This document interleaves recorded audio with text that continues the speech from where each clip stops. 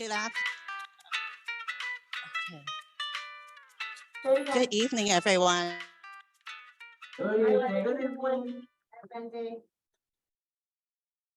Superintendent Danielle Domingo, how's everyone doing? Hope everyone's having a good summer.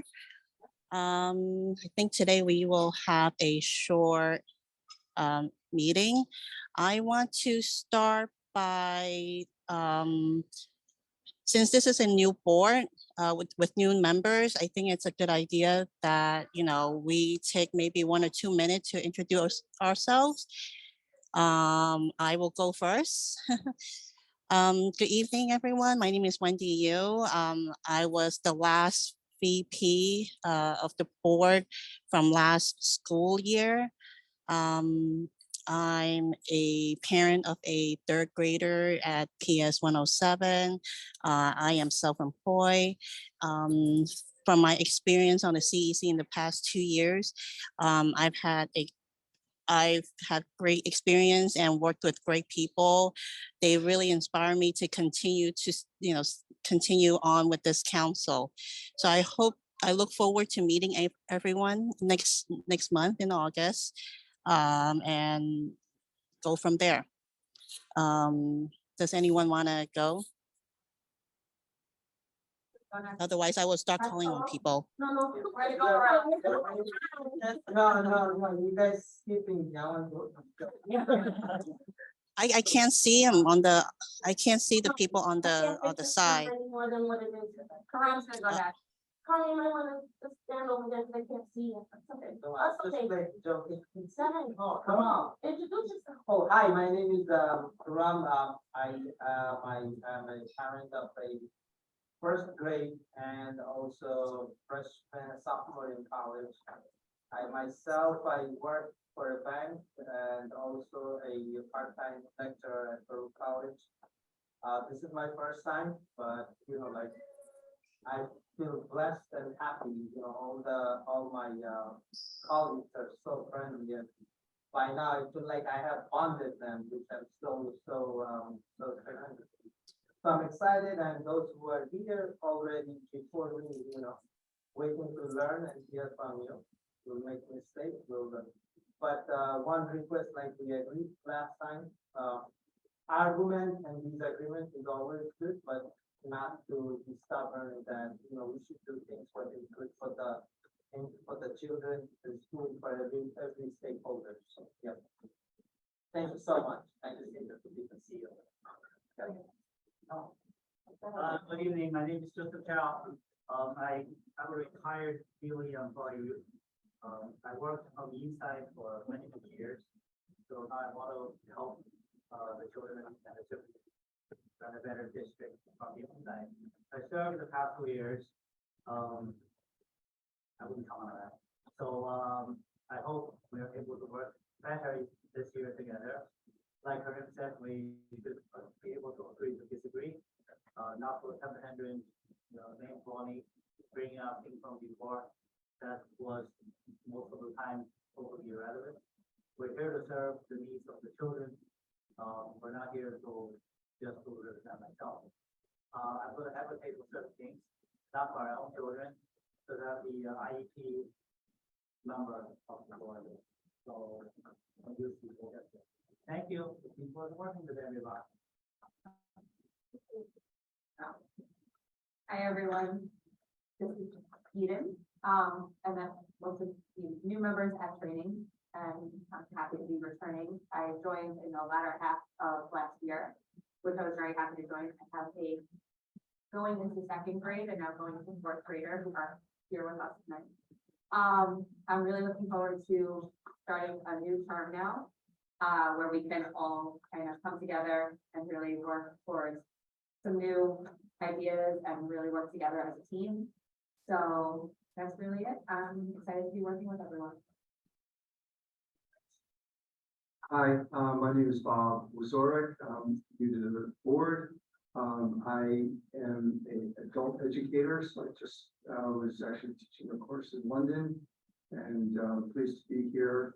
My 2 children were beneficiaries of District 25.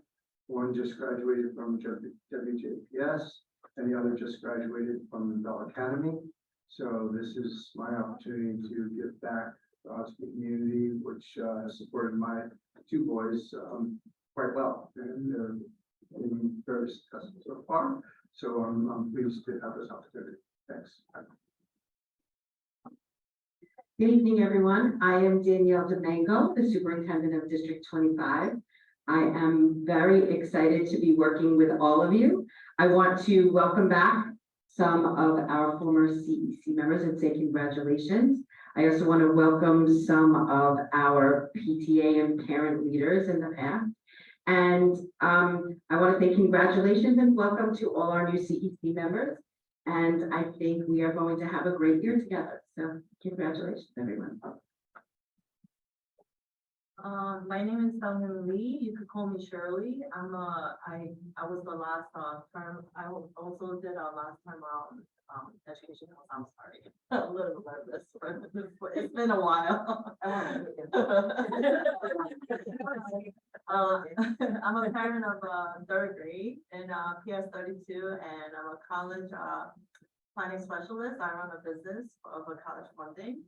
And I'm very excited to meet new faces and my fellow education council, and I'm very excited for this new term. My name is Frank Chow, and this is the first time. So I was in PTA, SLT, but kind of retired. So, but now I'm in CEC. So, hopefully we will, come up with something for next 2 years, something good for school district 25. Oh, thank you. Hello, everyone. My name is Alvin Hung, and this is my first time being part of CEC 25. I'm a parent of a middle schooler who just entered East West International School of Studies. Going to go to 7th grade in September. Also was part of the PTA of PS 242 and also PS 24, the SLT there. And I'm happy to be a part of this group. I know that these next 2 years we're going to be very productive. Thank you.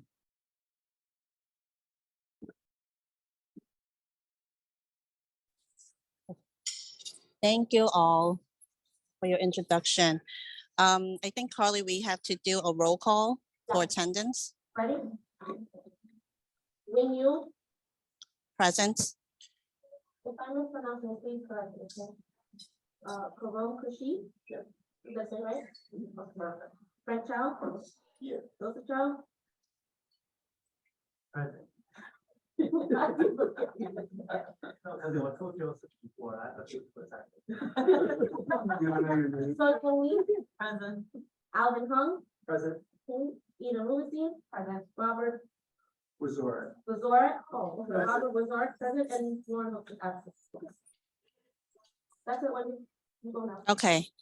All right. At this time, we will move forward to our annual elections. This is a one-year term, and the positions that we are electing tonight is for the president, first vice president, second vice president, treasurer, and secretary. I believe in front of you, you have the template script. As we have some new members, I think I will read from, I will not read all. I will start reading some of the script. Okay. The annual meeting is a separate meeting where the only business is the election of officers. It must be convened and adjourned before moving on to the business and or calendar meeting. The administrative assistant must take minutes and record the vote. If no AA is present, the outgoing recording secretary takes minutes until a new recording secretary is elected. If neither the AA nor the recording secretary is at the meeting, the council must agree on the member to take minutes and record votes until a new recording secretary is elected. The AA is not a member of the council and may not run the election. Okay. The AA's only role is take minutes and to record votes. So Carly, if you don't mind, please record our votes. All council meetings conducted in a remote environment must be recorded. Members who are absent do not count for quorum and cannot vote, but they can run for office and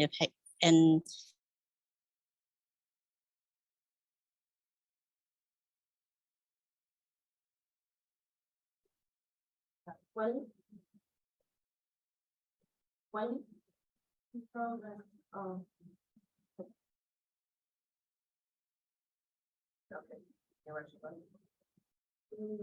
and does the roll call. I think we've satisfied this. We have quorum. yeah. Okay. If this is a new council term, the highest ranked returning officer calls the meeting to order and does the roll call. If there are no returning officers, the AA calls the meeting to order and presides until Chair Pro Tem has been elected. So I am now calling the annual election meeting in order. Do we need to do a roll call again? I don't believe. No, Okay. So as I am the highest ranking officer returning from last term, I will start the election or slash meeting. Okay. It is now 8:14. Oh, actually, sorry. It's 8:14 a.m. for me. It's 7:14 p.m. Eastern time. at Eastern Standard Time. Yeah. And this meeting of CEC 25 will come to order. My name is Wayne Yu, and I am convening the annual meeting for the purpose of electing officers. Roll call has been done. Article 2, Section 2 of the council's bylaw requires that officers be elected by roll call vote at the annual meeting. To be elected, a candidate must have at least 7 votes. Officers remain in position until their successors have been elected. The first order of business is to elect a chair pro tem to chair the election meeting until the president has been elected. The chair pro tem must be someone who is not running for office in the election she or he is chairing. Since the first election is for president, the chair pro tem cannot run for president. Once the president is elected, he or she can take over running the election from the chair pro tem. So, are there any nominations? So now we can nominate the chair pro tem, and I'd like to nominate Eden Rubenstein as the chair pro tem. Are there any other nominations?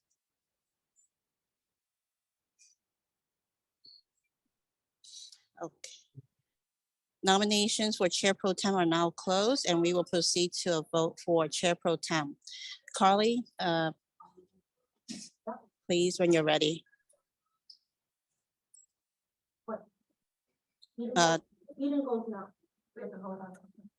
You have to vote on the check or something. Oh, we don't have to, okay. Oh, you have to. Yeah, you do?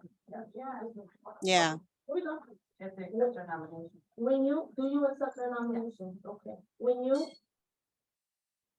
yes, okay, Karan Kasi? Yes. Frank Chow? Yes. Rose Chow? Yes. Sonia Lee? Yes. Alvin Hung? Yes. Ina Rubenstein? Yes. Rachel? And Robert? Zora, yes. I'm gonna remember that. okay. Congratulations, Eden. Eden has been elected to serve as chair pro tem and will conduct the election of officers for 2023 to 2024. So you could just, I got somebody. thank you. To elect officers who we will vote upon each position before moving on to the next, so that any candidate not elected to an office can run for others. I will take nominations. Members can nominate themselves.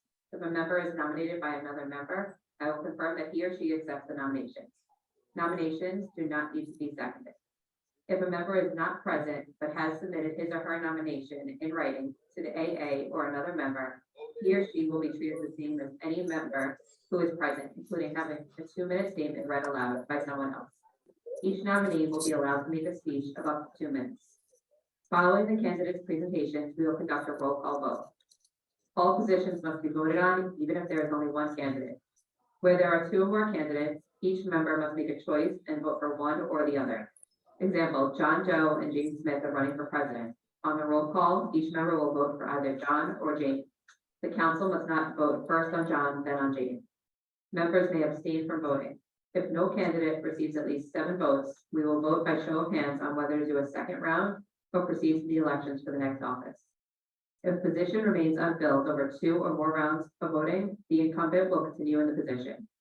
New elections for all unfilled positions must be put on the agenda of following month's calendar meetings until all the positions are filled.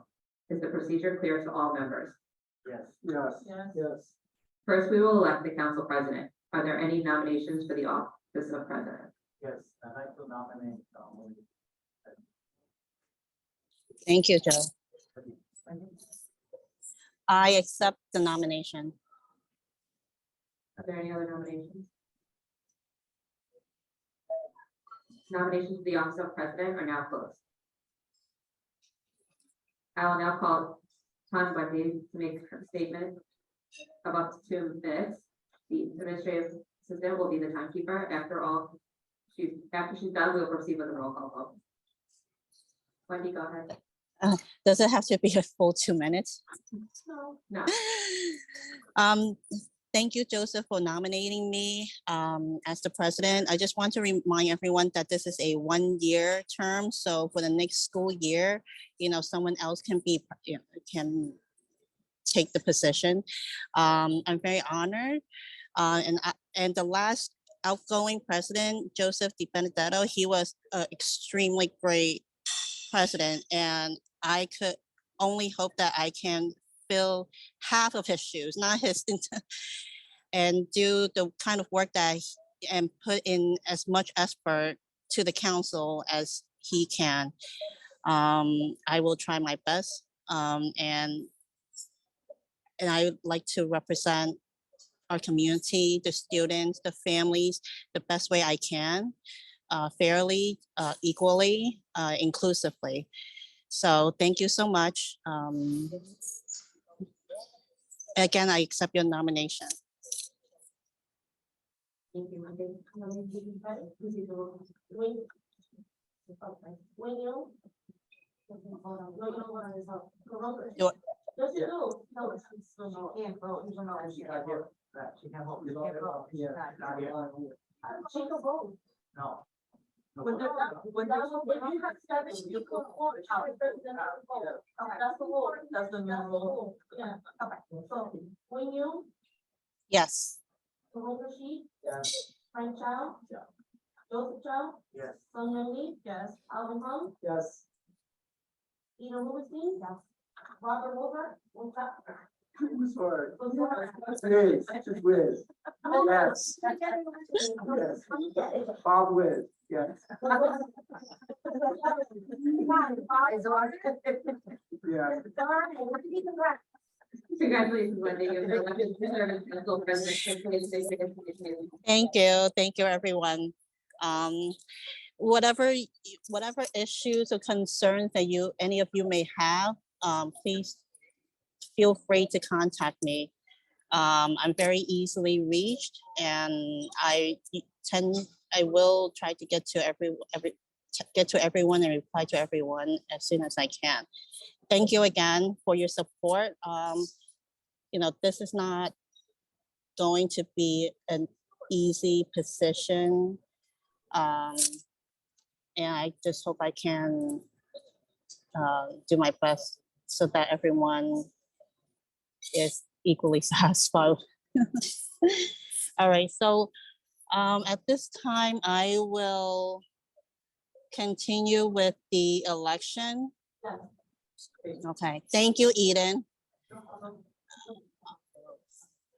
The next position that we will elect is the first VP, first vice president.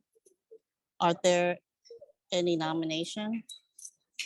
I nominate Eden Rubenstein.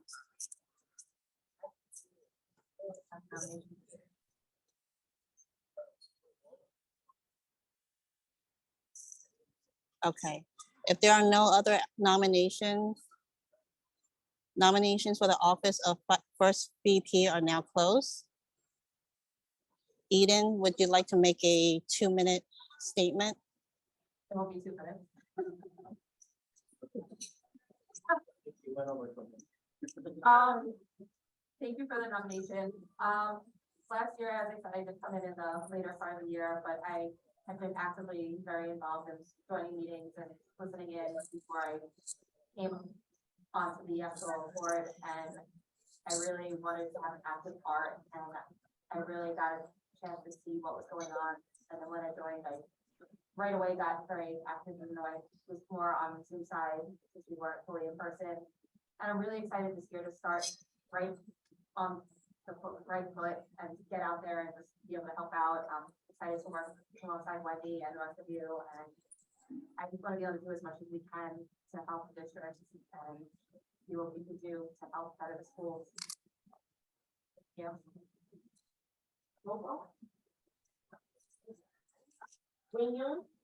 Thank you, Eden. Okay. Carly, we can take the roll call vote now? Okay, Wing Yes for Eden. Karoon Rashid, Yes. Frank Charles, Yes. Joseph Charles, Yes. Sonia Lee, yes, Alvin Hung, Yes. Eden Rubenstein, yes, and Robert Mazora. Yes. It's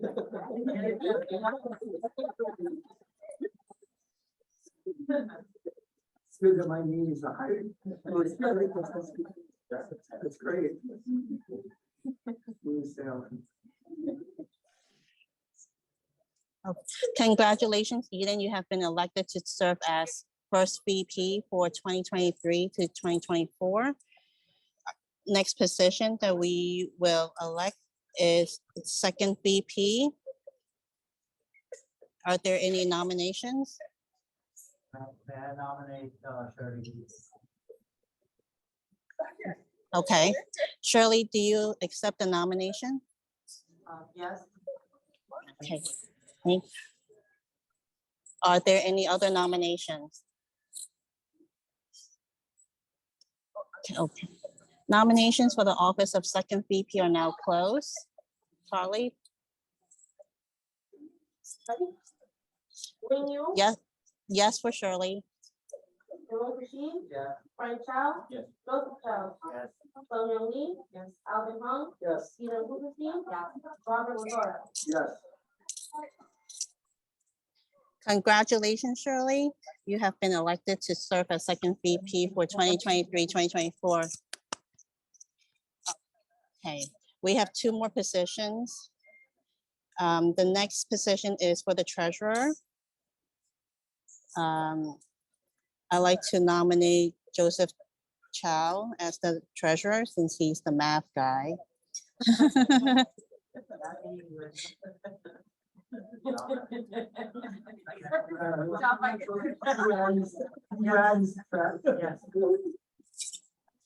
Joseph, do you accept the nomination? Yes. Thank you. Mhm. Are there any other nominations? Nominations for the office of treasurers are now closed. Let's take the vote. Wing Yes for Joseph.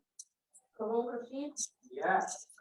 Frank Charles, Yes. Joseph Charles, Yes. Sonia Lee, Yes. Alvin Hung, Yes. Eden Rubenstein, Yes. Robert Mazora. Yes.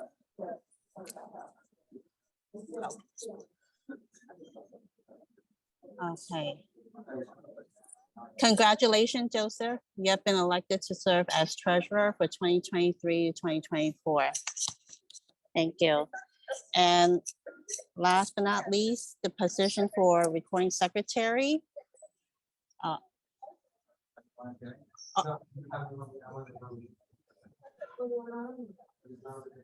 there any nominations? It is. Yeah, yeah, big post. Do you accept? I accept.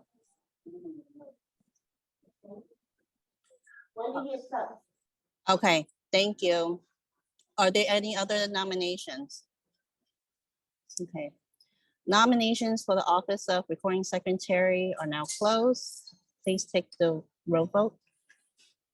When you, Yes. Ramon Chi, Yes. Frank Chow, Joseph Chow, Yes. Sun Young Lee, Yes. Alvin Hung, Yes. Ina Rubenstein, and Robert Rivera. Yes. Congratulations, you have been elected to serve as recording secretary for 2023-2024. Okay. Okay, so the election of officers has been completed. The annual meeting is now adjourned. Thank you all. And now we can move forward to the calendar meeting. Okay, I got the roll call again. okay. Ready? Recording secretary? Bob. Robert Rivera. Okay. Make sure you get this spelling right.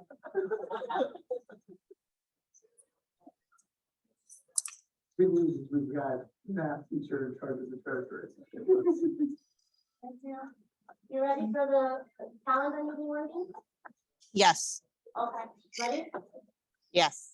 When you, Present, Karun Kashi, Present. Frank Chow, Yes. Joseph Chow, Present. Sun Young Lee, Alvin Hung, Present. Ina Rubenstein, and Robert Rivera. President. okay. All right, so the calendar meeting dates you should have in front of you.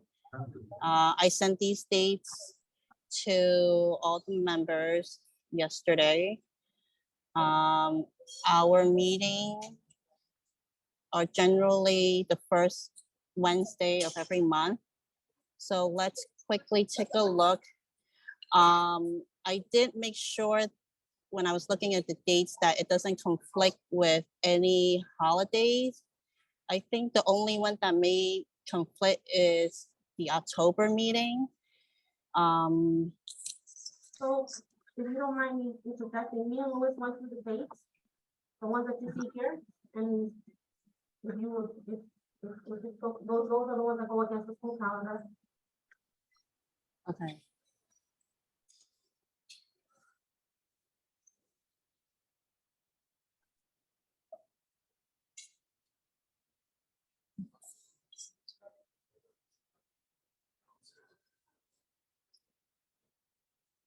Does anyone have any issues, objections? Can't be here August 2nd, that would have to be remote. The ones Okay. that you Here, sometimes. I have a question. Is there a reason why we chose not to do September 6th? Because, for not, the next day I could. I think that's the. Oh, I see the change. Yeah, I think I thought about that. I figured September 6th, the day before the first day of school, yeah, would be cumbersome. So I'm fine with September 13th. Is everyone okay with September 13th instead of September 6th? Okay. So do we need to vote on these dates? Yes. Oh, no, Okay. you go down the whole calendar, because you can all the things on the dates. Is everyone ready to vote? I am. Okay. Ready? Yes. When you, Yes to the dates. Karun Kashi. Frank Chow. Yes. Joseph Chow, Yes. Sun Young Lee, Yes. Alvin Hung, Yes. Ina Rubenstein, Robert Rivera. Yes. Okay. Okay. Thank you so much. And now we move forward to Superintendent Domingo report.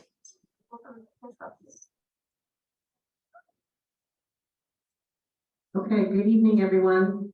I'll speak for a few minutes, Carly, and then Louis can share. So congratulations to all of the members who just won their elections. And Wendy, just so you know, you have a seat on our district leadership team.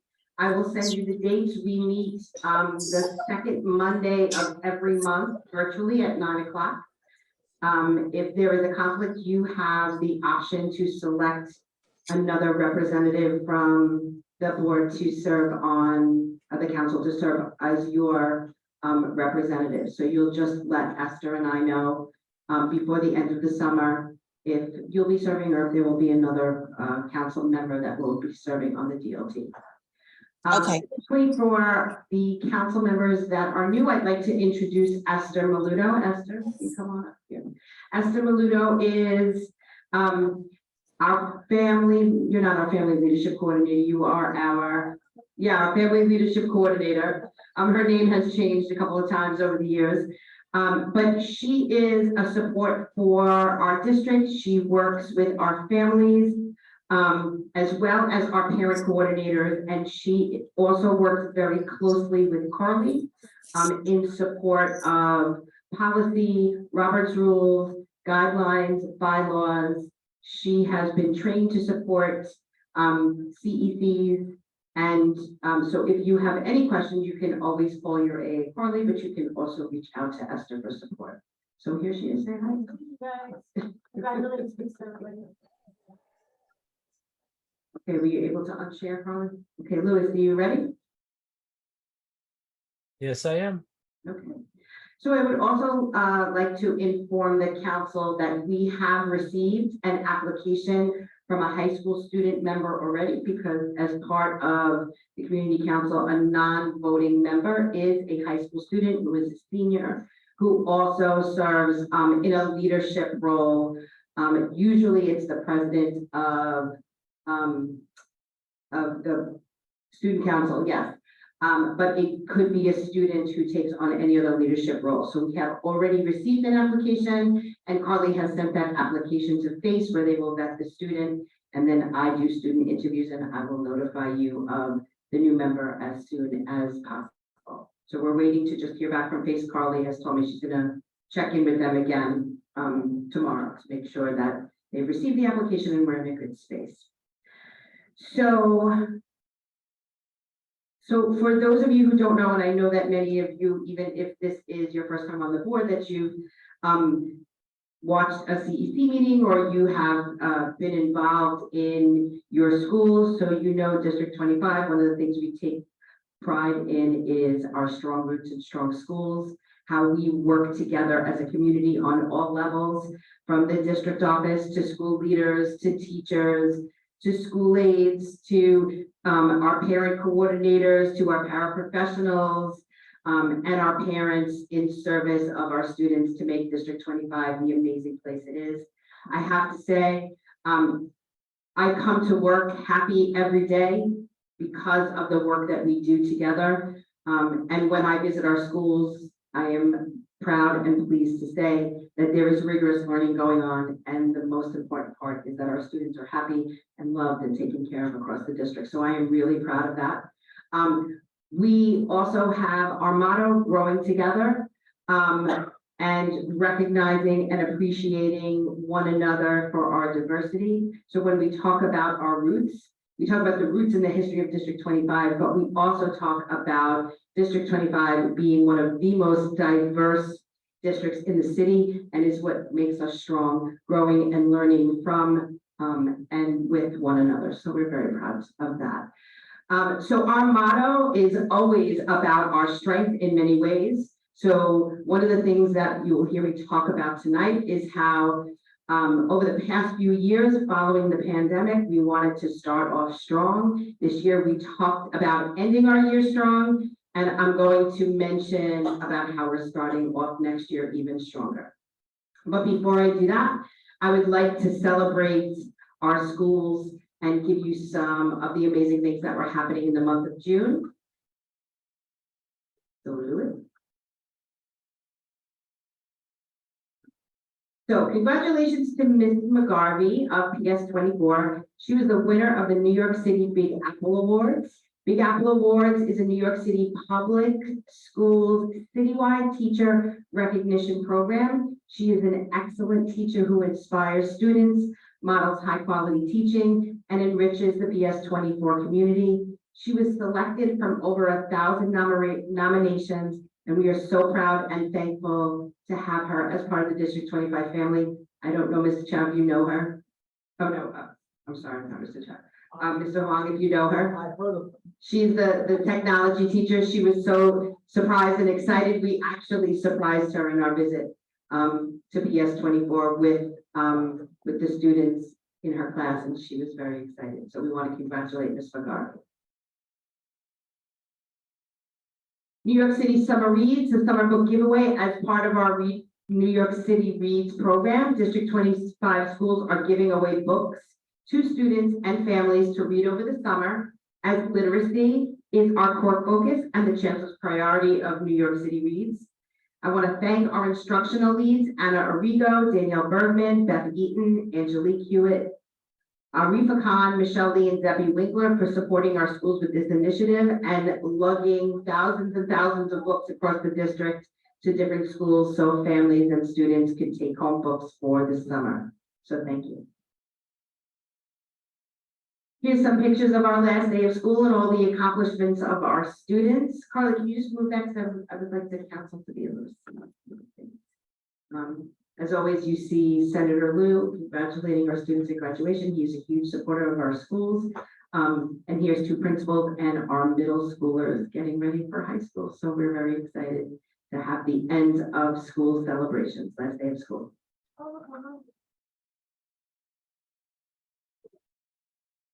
So District 25 Summer Rising Program, and I know many of you have heard that, we have 11 very large sites open across the district. Many of our sites have over 500 students, and we're working in collaboration with our community-based organizations and ensuring that our students have opportunities for learning experiences in the morning and then fun activities and trips in the afternoon. So here's just some pictures of our Summer Rising program. Lewis is going very slow tonight. I don't know why. So I want to give an overview of our district priorities for the 2022-23 school year, talk about some of our celebrations, things that we've accomplished that we're very proud of, and then talk about next steps that we're going to continue to do next year. So next slide, Lewis. So one of the things that we have worked very hard on this year in terms of supporting the Chancellor's priority of New York City Reads, but we wanted to hone in on our K-3 phonics and phonemic awareness pillars of literacy. It was an area that our Acadian data was showing we needed to do some work on. So I can happily say that all of our schools and all of our K-3 teachers have been trained in the implementation of the Haggerty Phonemic Awareness Program across schools. We have fully implemented foundations across all of our schools to support phonics. And one of the things that we did was we visited all of our schools using the foundation's checklist and state standards on phonics and as well as phonemic awareness. And we provided very specific and targeted professional learning for both our school leaders and our teachers in the implementation of these programs to make sure that they are done with fidelity, because they are research-based programs that address the science of reading, where they say if these are done with fidelity, that students will show progress, and they have. We have also trained 400 of our teachers and administrators in units 1 through 4 of the LETTERS program. The LETTERS program works in conjunction with foundations and Haggerty. It is not a separate program, but it is support for our teachers in the science of reading so they will be able to recognize speech sounds of English, phonics and word recognition and spelling, and advanced decoding and spelling and word recognition within the Haggerty and Foundations programs. And I can say from personal experience, in meeting with our teachers plus watching instruction in the classroom, it really elevated teachers' understanding of the needs of their students. So it was about how students were pronouncing words, how They needed to sound out certain parts of words. So the letters program really helped to enhance that. We have also trained over 726 of our teachers and administrators in our K-8 HMH Professional Learning Module 1, which for those of you who were part of the work that we were doing last year and working with your schools, as a district, we are rolling out a new curriculum, HMH into reading. We wanted to make sure that we were ahead of the game and that our teachers were leaving with it during the summer with all of the resources that they would need to begin to roll out the first module in September. So we have trained our teachers by grade band so they have a clear understanding of what each module has. They have begun to work with their school leaders in teacher teams to unpack all elements of the program, and we are ready to roll out Module 1 in September in K-5. So the things that we're thinking about and planning for next year is we're going to continue to support our schools to make sure that integrity and foundations remains a priority in all of our early childhood classrooms. We will continue studying patterns and trends in student performance and supporting our teachers to strengthen core instruction. As always, we are closely looking at our systems and structures for MTSS, which is interventions for our students who are not working on grade level, so that students in need of intervention will receive the targeted instruction that they need. And while we have made progress, we need to pay additional attention to ensure that all of our students become readers, as we did not necessarily meet our goal this year. As a district, it is important to grow through cycles of implementation, plan, do, study, act. And it is one of the reasons why we are all working together towards a common curriculum. So across schools, across classrooms, we are all speaking the same language, the same content area, to make sure that we are in alignment with the chancellor's priority and that we are engaging in both supporting our early readers in learning to read, but also supporting our upper grade students in the reading to learn model. In our next priority from last year, all of our schools have what we call CASE teams, which are cultural, attendance, and social emotional teams to support the needs of all of our learners as a means of improving social emotional learning, which was so important for our students for last year. Making sure that our students and our staff are part of a warm and welcoming environment and a strong culture, as well as chronic absenteeism rates. You will hear me talk about chronic absenteeism a lot across the year. Although we are in the top 3% of students who are not chronically absent, we do need to work together as a school community and a district community with our parents to really talk to parents about the importance of understanding why our students need to be in school and learning every day. One of the things you'll hear me talk about as I do address chronic absenteeism, both when I meet with parents across schools and as a district, is that something we don't think about, but if a student misses 2 days a month from kindergarten through 8th grade, they will have missed an equivalent of 1 year of school. So it is really important that if our students are not sick, because we do say we should not send our students to school sick, but if they are well, that they are in school and that they are comfortable in the learning environment that they're in. So all of our schools have organized practices to gather and monitor school level data of both chronic absenteeism and also social emotional learning, aligned to the pillars of social emotional learning. Structures have been organized to communicate with families regarding student attendance. Schools have developed practices to communicate to support improved attendance rates, and school-wide events, incentives, and social emotional learning supports have been organized, and they vary from school to school. What we have found is that in order to continue to build our social emotional learning, we need to capture the positive things that are happening across our schools, but we also need to work together to make sure that that all of our schools and all of our students are made aware of and are part of a social emotional learning program. So we talk about the need to continue to focus on the routine analysis of attendance data and to build practices so that information is aggregated by subgroups across schools. You will see Dr. D'Antona will come in and he will show you some models across the year about ways that we do that. It's important that we know our students and families well and that we're supporting them through targeted outreach, which is being made through clear action steps. Those are things that are modeled for our leaders by me. We have people from the district team who go in to train our case teams. And we also have Esther who works very hard and very closely with our parent coordinators so that our parents feel comfortable speaking about their needs with their parent coordinators. It is our expectation that we meet the needs of not just our students, but their families as well.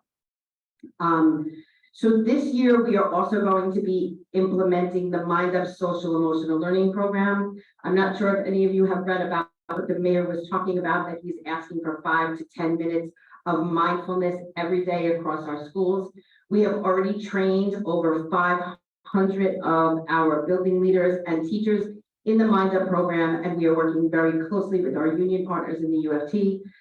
Mind Up is part of the Goldie Hawn Foundation. And what it is, and I will have somebody come in if it is what the council would like to really talk about it, but it focuses on taking brain breaks throughout the day, which I think are very important. Sometimes when I spend the full day at school, I say I just need that moment, doing school-wide brain breaks, but it's also about teachers, because we do know that culture starts with adults in the building. Teachers really understanding the importance of developing a warm and welcoming environment and a positive school culture across their schools and classrooms.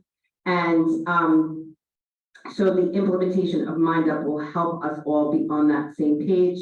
And it also focuses on students understanding what happens to your brain when you are stressed, and what ways you can do to kind of get yourself back into the learning space that you need. And it shows those examples of a brain break. They also talk about students understanding how you feel when you are kind and nice to someone. And it talks about how your brain releases certain endorphins and certain chemicals that make you feel that way. So it really is not just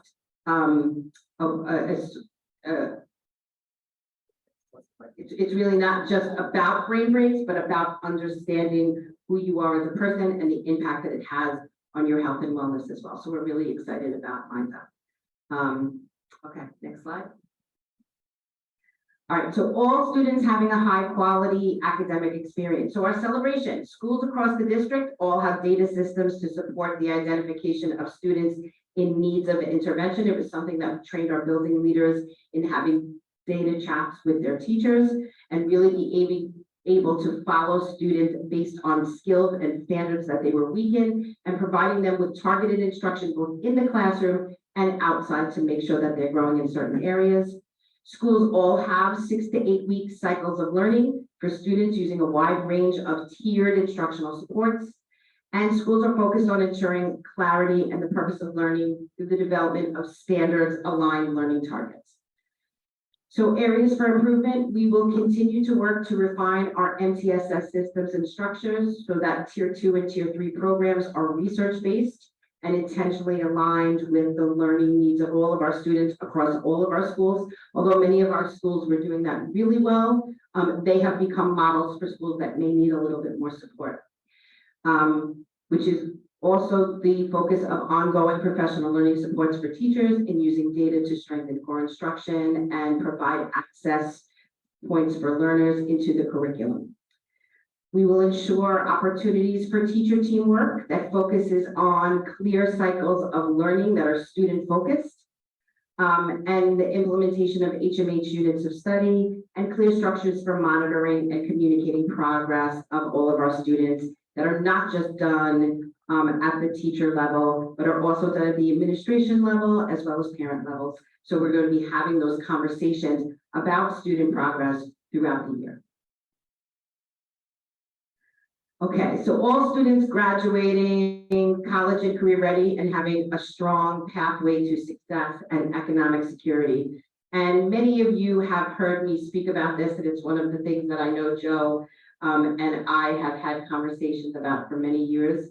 So I know that Joe is going to have something to say, and I think it's very important that as a community, we're able to talk about this in detail, as Joe was a high school math teacher. So one of the things that we talk about, no, I think it's important. I mean, Joe's given me some really good advice about ways to think about and organize this priority.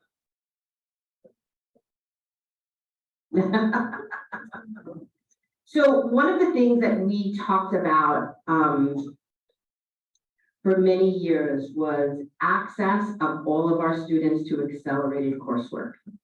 And up until maybe 6 years ago, there were very limited numbers of students that were given access to certain regions courses that we were offering across the district. And one of the things that we've spent a lot of time talking about is that when you looked at the decisions that were being made as to which students would have access, it really didn't make sense. And what it was causing was a disproportionate amount of students by demographic that were offered the regions over others. So one of the things that we talked about is that we have clear data systems and we have a true understanding of where students are. And we're able to provide access, then we should be able to open up those courses for more students. So what we have done is almost doubled the amount of students who have participated in the algebra regions across the years. So we have continued to train our Algebra 1 mathematics teachers, but we have also continued our work in Algebra for All, which starts in 5th grade and continues up through 8th grade, so students will have access to the algebra curriculum. One of the things that, and this is where I say Joe has really participated in the work with us, is that we need to be able to increase success rates for these students. Because opening access and giving students choice and opportunity to take the regions does not necessarily mean that they're getting a level 3 or 4 on those regions. We talk about exposure to algebra because what happens sometimes in high school, and this is across the state, and Joe, you can agree with me, that some students spend not just 1, but 2 years in algebra, which limits their ability to take other math classes. So we don't want to prevent that either. So we will continue as a district to offer our students access to in participating with our 8th grade learners in Algebra 1 regions. I have partnered with both the superintendent, the high school superintendent of Queens North. Today I had a very detailed meeting with the superintendent of Queens South, really talking about tier 2 interventions that they are giving to their 9th graders to provide them more access to the curriculum. So I'm going to be working very closely with them to ensure that, and you'll see that within our goals. We are going to expand professional learning to ensure that there is coherence across all grade levels. And that means we're going to have a standardized math curriculum in our middle schools that will begin this year and transition fully the following year. Because many of our math, middle schools are using different math curricula. So very similar to what we're doing with HMH this year, we want to build cohesiveness and get all of our middle schools on the same math curricula so our teachers can begin to work together to increase access. Any questions, Joe? So I just want to add, in order to make the result or to increase the score, every kid got 3, or high 3 or 4, must take out a multiple choice. Some kids don't want to take it, you're gonna make take it. Because it is more important that all of kids can afford the increase in number. Because when you put a kid with, let's say, 1 or 2 on the 7th grade assessment, say the exam into algebra, they're skipping 8th grade math. Correct. That's double whammy, because when they go to high school, they have to take 3 algebra. That's why they can't survive. Correct. But it's a great idea. Yeah, so we want to make sure that we have the exposure, even if they don't take the regions, right? Because we don't want to send them cold into high school without any exposure to algebra. right? Because we don't want them to spend 2 years, but we want to give as many students that are capable access. So when they get to high school, they will then have access to more accelerated coursework. So I think about that as my own children, where they have taken some AP exams and they're going to college already with college credits. We want to be able to make sure that the students that can have access. So I agree with you, and you will continue the conversation. And I do want to thank you, Joe, for really giving me stuff to think about. He's tough about it, just so you know. I'm surprised to hear middle school didn't have the same master. That's scary. Yeah.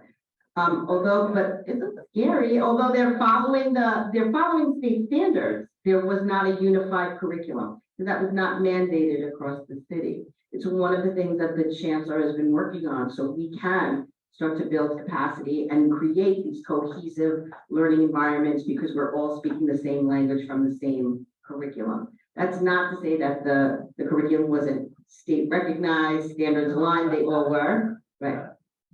So, and one of the things that I'm looking to do is to make sure that our math curriculum is also aligned to what's happening in the high schools across the city.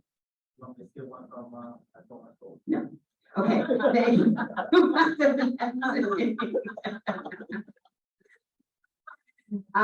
Priority 5 is to redesign the system to be more inclusive and responsive to parents. So we've organized and offered opportunities for families to connect with our schools through a variety of digital tools. Schools make translation services and digital tools to ensure that correspondence is accessible in a variety of home languages. Schools have created space to receive feedback as well as the district and provide information through town halls, parent chats, coffee conversations, etc. And workshops and events have also been designed to invite families to engage. It has also been a focus of ours to meet with our principals to talk about hiring of staff members that speak the languages of the communities that they serve. So you will see that there has been an increase of that. We will continue to build upon our systems and structures to ensure that we are knowing our community well as some of the areas of our community change, to design and facilitate learning opportunities at the district and school level, to support our communities in understanding the HMH Into Reading and Into Literature program that is going to be happening all of our schools. It does have a huge parent component. We are going to be training teachers in that, but also our parent coordinators. And it is an expectation that parents are fully involved and have access to everything that they need in order to support their students in terms of this new curriculum. Organizing and facilitating opportunities to build social emotional learning and wellness, which will include a parent component to Mind Up, and continue to offer opportunities to gather feedback through surveys and parent chats from our community as well as from the CEC. All right, you can skip over this one because I know Wendy said this was going to be short, so I want to flip through it. Okay, this is something that we are showing is our expectations for all of our schools, what makes our roots strong, and it is everything that you will hear our schools talk about, how we are constantly looking at data. When both myself and Dr. D'Antona go into classrooms, we have our data systems that are so clear that I will actually ask a principal to go into a particular class so I can look at a particular student. We are constantly looking at student progress. Our principals are aware of it and they have those systems in place. When we meet with our principals, and we're starting to do those next week and it runs through September, we focus on targeting areas of need and to make sure that our schools are really, really engaging in what the needs of the school are. It's really important to celebrate what our schools do well, but we also have to do what I say is that get on that scale and say, here's what we need to work on. And we want to make sure that their school goals, their CEP goals are really aligned to that. And we do encourage parents at all times to make sure that you're bringing that up, right? Let's talk about the things that we love about our schools. But then let's also solve some of the things that we want to make our kids grow, both academically and social emotionally. So we research possible solutions. We provide professional learning that comes from the district office as well as central. We organize, facilitate, and communicate these professional learnings to our teachers as well as our building leaders. We support the new implementation of learning and assessment. One of the things that you'll hear our teachers talk about is in order to support our schools, Our district teams spend a tremendous amount of time in classrooms giving teachers feedback and working with building leaders to make sure that they're giving the right feedback to our teachers. And then we evaluate and study and respond with action. These are cycles of learning that we continuously do across the year. Okay, next slide. So just very quickly for next year, our areas of focus and district-based supports are very similar to what I just spent a lot of time talking about. Our K-3, we're going to continue our work in foundational reading skills, foundations, and integrity. With our letters training, we're going to bump that up to a focus on the third pillar, which is vocabulary. We're going to continue to implement and strengthen our MTSS systems, unpack and implement HMH and introduce Mind Up across our schools in K-3. K-5, we're going to be doing similar work in our teachers unpacking and implementing HMH. We're going to be refining our systems of HMH as well as Mind Up and building math concepts where we are all working together to ensure that our students have access to the skills that will support them for Regents readiness in middle school and high school and beyond. And 6 to 8 is our reading to learn model. Many of our schools have transitioned to HMH. We're going to be supporting our teachers and our building leaders in understanding the nuances of that curriculum. With a focus on looking very strategically at the close reading of complex and compelling text and working with our teachers to make sure that that is happening across all content areas, not only in the ELA classrooms. And that is why we also have a focus on nonfiction and the reading of informational text.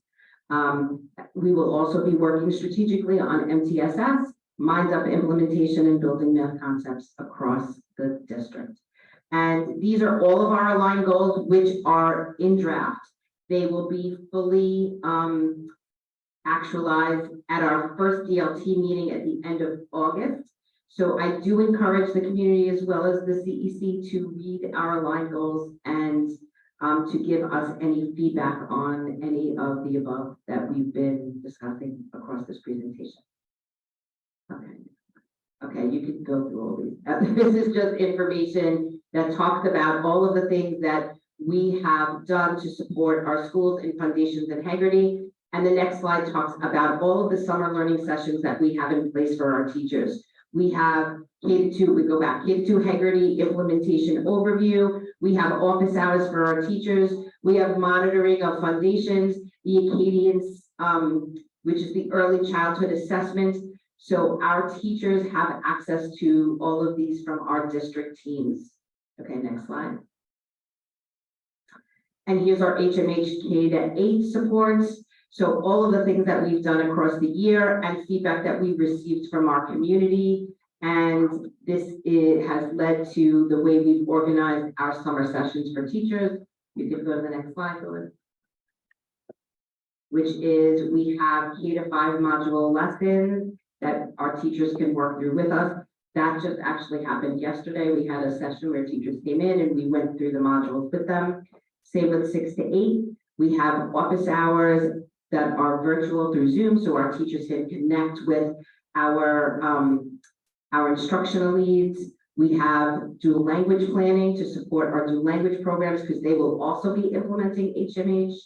Module 1 lessons with L supports, which are professional learning, but we have also made online learning modules for teachers to access across the summer, and a support with HMH assessments for teachers who have questions around that on virtual and Zoom. Algebra 1 Regents, this is the work that I just spoke to you guys about before, and that leads to our summer supports as well. Next slide, Louis. Supporting algebra readiness for all learners. So one of the things that we're doing is unpacking our June instructional reports, which show how our students fared on the Regents, but also what you just said, Joe, having the math teachers look at how the teachers, how students scored on certain questions on the state exams to make sure that our students who can are programmed to, and our students who may need more supports are getting the supports they're needing. We're planning that now for September. programming the math block, what that looks like, and what should be within a math block. Setting up school-wide math agreements with students and their families around saying to a sixth grader, if you are on track to take the Regents and you would like to do that, here's where you are. You may be that two, that high two. We want to get you to that space. And here's the things that we need to do in order to do that. Math routines in the classroom and math assessments. So all of these are offered to our math teachers across the summer. And this is additional for K-1. For many of you who know, we had a strong relationship with Bank Street. Understanding the complexity of counting and the development of addition and subtraction was something we saw both our teachers needed more support in, as well as our students. So we're offering that for our K-1 teachers in the summer, 2 to 3 navigating numeration and building fact automaticity through problem solving and critical thinking, and 4 to 5 understanding fractions. As many of you know, fractions comes up as a need all the time across student understanding in the earlier grades.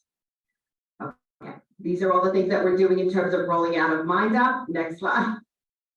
I think that's it, Louis, right? Yes, okay. So I wanted to give everyone an overview of our planning for next year and provide the council or any members of the community an opportunity to give feedback or ask questions. But we are really excited, and as you can see, we are full speed ahead. We are coming back stronger. We are ensuring that our students will have high-level access, opportunities to rigorous core instruction, opportunities for them to channel their emotional and health awareness. And we're really excited. So I'm ready. Any questions or comments or feedback from?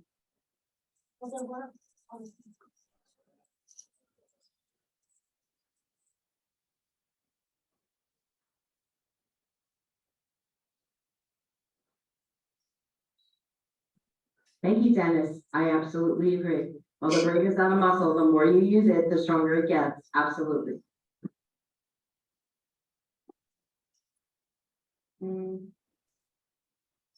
Oh, so okay.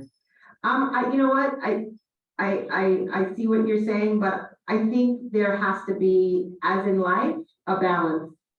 And I do believe it's important to focus on math and reading, but I also think SEL is part of growth. So academic and social emotional growth is what makes a well-rounded student as well as a well-rounded adult. So I think there has to be a balance of both, especially for our younger learners and for our learners who are still, and I know that many of you know as parents, are still recovering from the pandemic.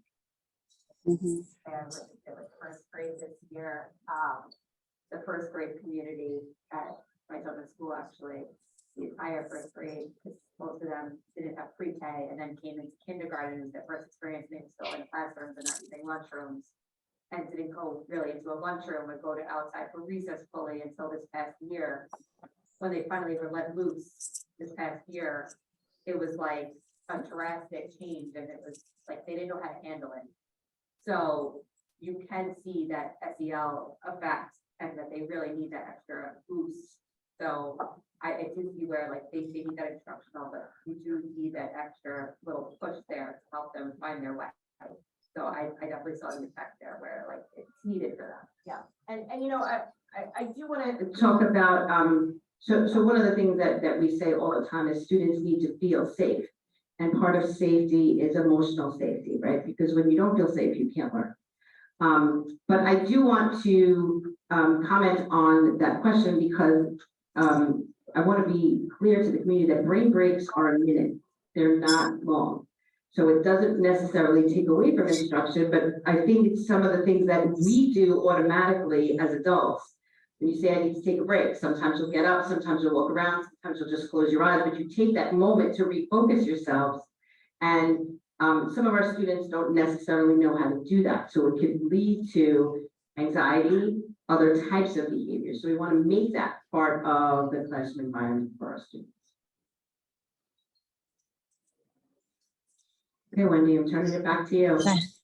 Thank you, Superintendent, for your report. That was very detailed. I look forward to a new school year. It looks like a lot of work has been done and going to be done. And I guess for this summer, all the teachers are, are still working rigorously because of the new Haggerty and the math curriculum. So thank you to all the teachers that's taking their summertime refocusing on our curriculum. Moving along, are there any new business? Yeah, I have a question. With the mic, I don't need it. To the superintendent, and also to my colleagues, how we can be more effective. I know what you are doing. Right? So what is your expectation from us? Are we just coming every month here and just do it? How can we be involved in helping you to help the kids in the schools? As CEC member, what is our role? What is the expected activity? So I think that's up to you. You know, one of my vision in terms of working with parent leaders such as yourself is to give you the information that you need to make decisions as a council as to how you want to interact with the communities and the schools that you're part of. So I had certain members that asked to go visit schools. They asked to spend time with principals and really talk to principals about their vision. Just spend time looking at, you know, what's happening based on the information that I give.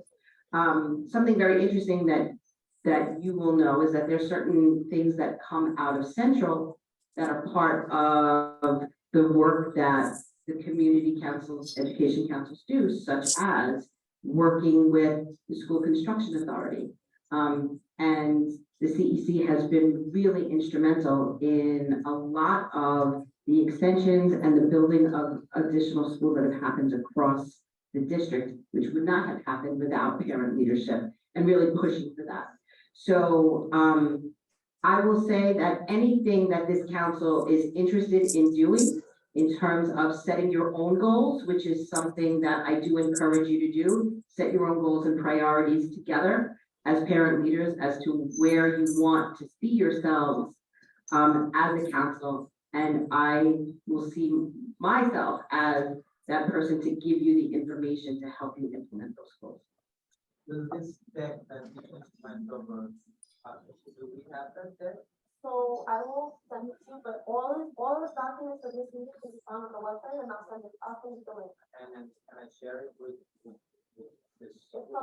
Yep, you can share anything that I go through with you is public.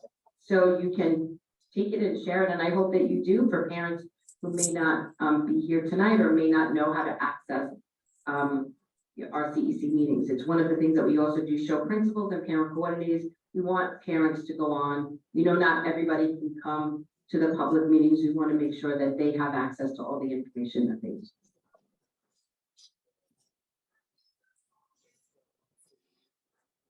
Are there any other comments from the public? I think that's it. Okay. If there are no other new business, then we can adjourn the calendar meeting and move forward to the business meeting. Do you all want to take a 2-minute break or move right into the business meeting? Move right into the business meeting, please. Okay, all right. So at this time, it is 8:16 p.m. I'm calling the business meeting to order. Carly, please take the roll call. Thank you. Present. Jerome Kashi, Yes. Frank Chow, Joseph Chow, Present. Sonia Lee, Alvin Fung, Present. Eden Rubinstein, Robert Lazar. Present. Carly, is there anything we should know about for our next meeting? Um, The only thing that I have in my back of my mind is, to take the schools that you guys want to be the liaisons for. I'm sorry, can you repeat that? Yeah, she said to pick the schools that you want to be the liaisons for, how they assign. But it Right, can't- okay. Right. It can't be your own. Wendy, I think Mr. Kashi brought up a very good point that you might want to have for next month, which is the CEC setting goals. Mhm. Doing outreach to the community. I know that some of our former members may know a couple of things that come up from the community, such as student safety. Mhm. After school programs, however, whatever you guys decide as a CEC that you want to work towards. I know one year there was a big focus on supporting special education students. So maybe that's something that you would want to do with the council. Okay, You have to take, that's a good reminder, you have to take between now and November a special education topic. So that we could invite, somebody else. That's part of our bylaws now. okay.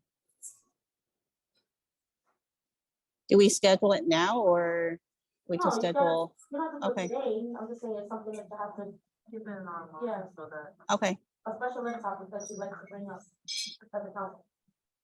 all right. Somebody to. Yeah, thank you. I think I. Just navigating the process is huge for people that don't know it. How many schools are we supposed to visit? So there's, how many? 30, There's 35 schools. so 35 divided by 1, 2, divided by 9, 8 of you so far. 1 to 5. So next month, maybe you'll also have the guidelines for school districts. In school business, I'll have the addresses and I'll have the addresses to take them out. But there's things also came up with the recommendations for the council members. I didn't see if they have it. I'll have it. Okay, cool. No, you got it. Might be a- Forward it to me, I didn't- Yeah, it might be this.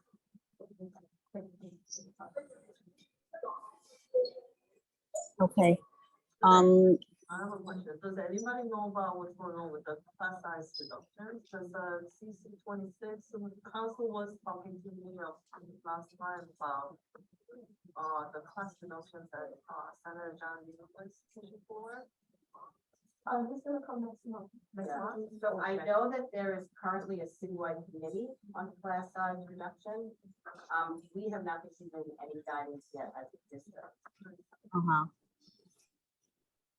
Maybe we can invite them to come and ask them to give us what's their plan. Invite them to come to speak either in September or October if they have a plan of how to implement the class size reduction. Plan becomes, we're gonna come like September, October, no? Around that time, so. Okay, A couple of parents were very interested in that topic, class reduction, because I know District 26 is moving forward with that with John Hughes, so I just want to know if we are also involved, our district. You know, so good. I think we should get involved. Yeah. Because the smaller class size actually hurts in the 25 aspects. You actually are, the people already over top of it. So the good thing, and this is where we work with CEC, is next year, we have two schools that will be coming online. So 169 in Bell Academy, right, they'll have their seats. PS 32, and they've also just started to build the Water's Edge School. So a lot of pre-planning that we've done, as a council working with the office in Central, is getting opportunities in sight for new schools. There's a new school that's being built, that's out, by PS 24 now. So the intention is all of our new sites will help to support reduction in class size across the district. It's a little different than other districts, because we we have multiple sites that, How many years will the place be ready? so we have those two sites coming online next year. Then, 2027 is, yeah. Years. Yeah, we're talking about. so, Yeah, I'll get the breakdown for you. Came out and then was expected date. Not bad. Yeah, no, I know, I'll go with like a 5-year type plan. Yeah. Last time when I visited the economy, they're already, the infrastructure letter. Yeah.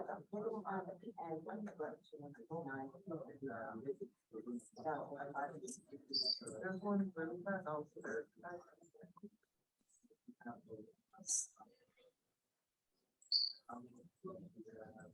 They got permission for that land, Whitestone area. Yeah, I know what it says, that's. They agree, but, Yeah. you know, we had a problem with the tenant. Yeah. That's good news. So, I will forward all of that to Carly. So I'll give you a list of all of our schools, all of our principals' names. It's actually also on our DOE website. But I'll make sure you have all of that. And then, maybe you want to reach out to SCA, just let them know that we have a new CEC and we know that they come in January or December, but they can come to just talk about some of the projects that are currently happening and see capacity, or they can send you copies of that. By the way, Sounds good. do we have a decrease or increase of student vote? So we have a decrease, but not as much as everyone else. So we're coming back up. So originally it was about 5,000, but now I think it's down to 3. One of our former principals said, people vote with their feet. No matter what school they're on. Correct. They like us. So they're coming back.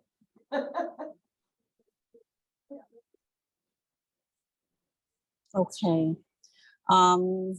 Are there any other new business? No, then we can, anyone want to make a motion to adjourn the meeting? Okay, Eden, motion to adjourn. Anyone second? Joseph, okay, all right. Business meeting adjourned. Thank you very much. Thank you. Congratulations again to all the members, council.